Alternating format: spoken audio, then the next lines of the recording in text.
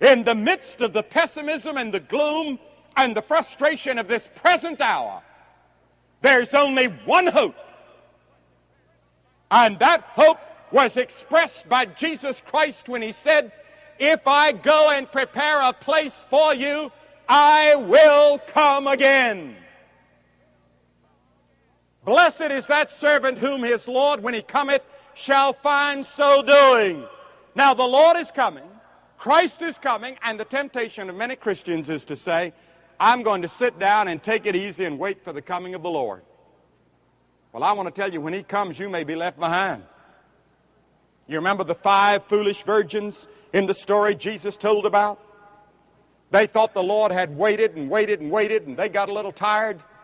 The oil in their lamps was gone. When He came, they were left behind.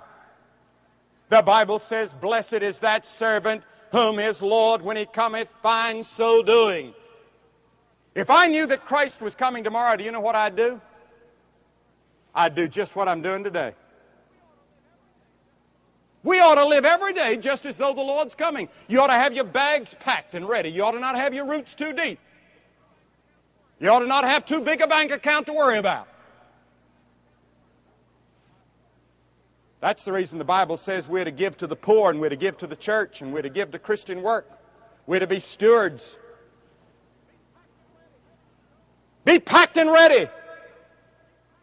Ready to go. Working. Winning others to Christ. Witnessing for Christ. Doing all we can to help our neighbor. And above all, loving. Loving